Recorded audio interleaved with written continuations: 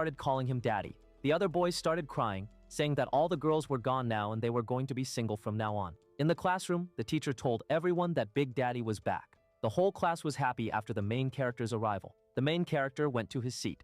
As the lesson started, the guy behind the main character took out his monitor and controller and started playing games. The girl behind that guy started dancing. All the students at the back started doing their own things instead of studying, but there was one student who was frustrated. But this time was different. The girl next to the gamer boy told him to pay attention to and asked if he wasn't scared of being caught by the teacher. He said, "Who's going to catch me?" That teacher can't catch him because he's sitting behind the symbol of freedom, the class guardian, Big Daddy Shin Tian. But he forgot that the main character wasn't in his huge form anymore. He was also slim and short now. As he made eye contact with the teacher, the other students quickly got back to their seats and acted normal. Then they started crying, saying, "Why did this have to happen? It's like some woodcutter cut down their freedom and home." One girl started crying that she wasn't allowed to dance at home, and this was the only place she could chase her dream. Then the main character looked at her and waved. As she was crying, she started saying that the main character was so handsome. During the afternoon break, the same guy from earlier was standing there. The blonde-haired guy told him that Big Daddy Shin Tian was back and asked if he would kill them.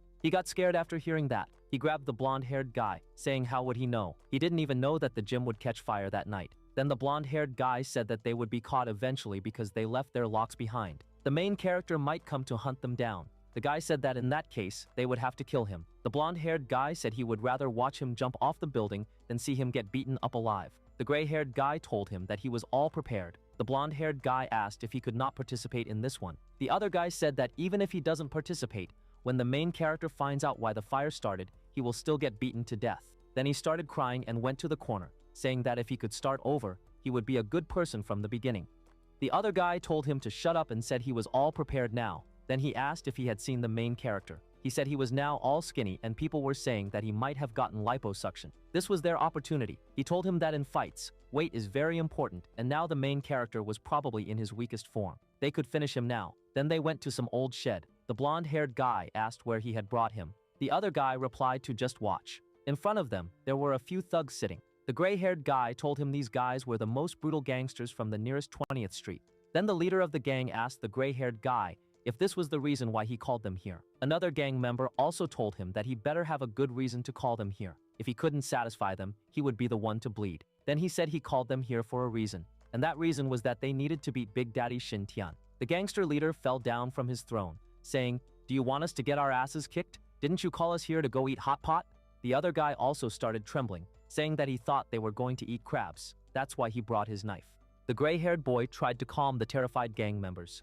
"Come on, Big Daddy Tian isn't actually going to eat us," he said. "He'll probably throw them a party once we beat him." But the gang leader suddenly dropped to the ground. "I'm out," he said flatly. "This whole thing is a scam." The reluctant member explained that fighting Big Daddy Tian would set him up for life financially, but he had encountered the legendary fighter before when Tian was defending a bullied student. During that encounter, Big Daddy Tian had grabbed him and broken his arm, leaving a lasting impression of terror. Another gang member with a knife became distressed at hearing Big Daddy Tian's name, and the group began crying, saying they wouldn't risk their lives. The knife-wielding member tore off his shirt to show scars from a previous encounter, describing how Big Daddy Tian had pinned him against a wall and scraped off his tattoo. Other members joined in the crying, asking why they had to face such a cursed opponent. The gray-haired boy then showed them a recent photo of Big Daddy Tian, but the gang members initially refused to look at it. When they finally saw the photo, they were shocked to see a thin, almost frail-looking young man. The gray-haired boy explained that this was indeed Big Daddy Tian after he had been set on fire, underwent surgery, and lost significant weight. The gang fell silent, processing this dramatic transformation. The knife-wielding member asked their leader what they should do. After consideration, the leader decided they might have a chance and proposed a simple plan. They would gang up on the weakened Big Daddy Tian. The scene shifted to school, where a blonde-haired student nervously approached Big Daddy Tian's desk. He was tasked with placing a fake love letter to lure their target, believing that no young man could resist such romantic bait. As he placed the letter under the desk, he was surprised to discover hundreds of genuine love letters already there.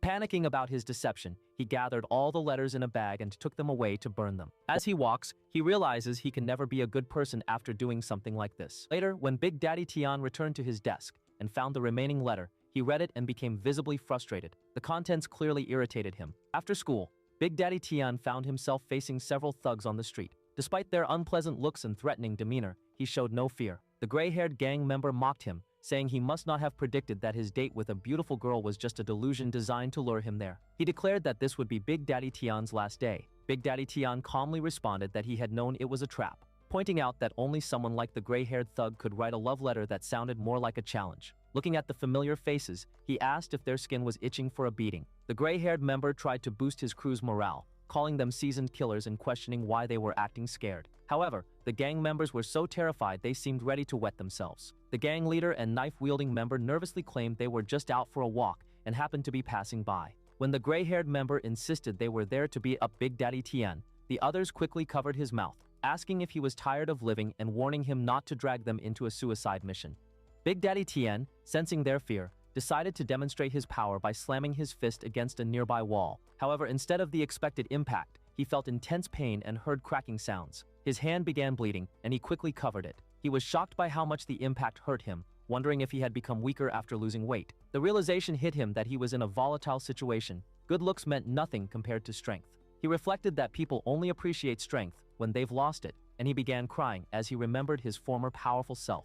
Despite his internal struggle, Big Daddy Tian maintained an intimidating aura that kept the gang members scared. However, their boss noticed something was wrong, observing that if Big Daddy Tian were at full strength, the wall would have shattered. He suspected that their legendary opponent had indeed become weaker. The boss ordered the gray-haired member to attack first, since he was the one who had led them into this situation.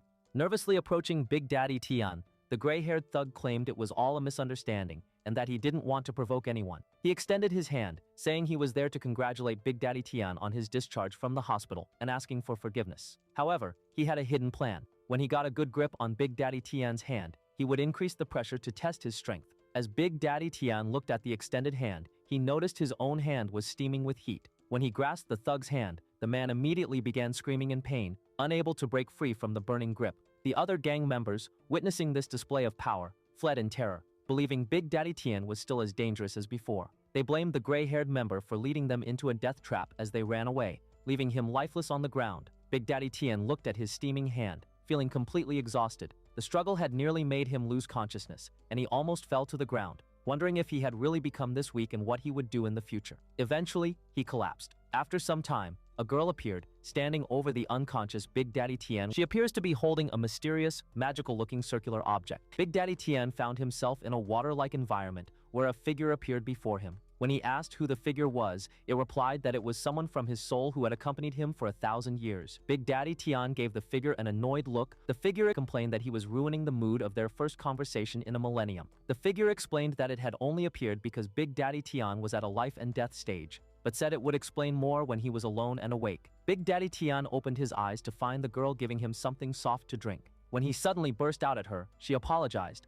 explaining that she hadn't found any other way to wake him up. She had noticed that his body trembled whenever she called out the names of various foods. She identified herself as the girl who had asked him something in the hallway earlier. She explained that earlier, she had found him unconscious in the alley and was about to call emergency services 119 when his body started making rumbling sounds. Panicking, she brought him to the nearest convenience store. No matter how much she tried to wake him by shaking him, he remained unconscious. However, she discovered that whenever she shouted food names, burger, pizza, chicken, fried foods, his body would tremble. Realizing he had fainted from hunger, she bought a large Coke and poured it down his throat. Big Daddy Tian jokingly accused her of having fun with his unconscious body, then thanked her, saying that if anyone gave her trouble in the future, she should tell him. As he prepared to leave, the girl called out, telling him to eat properly, not starve himself, and take care of his health. This made Big Daddy Tian blush. The girl then asked him to add her on WeChat, which he agreed to do. That night, back at his house, Big Daddy Tian remembered the dream he'd had when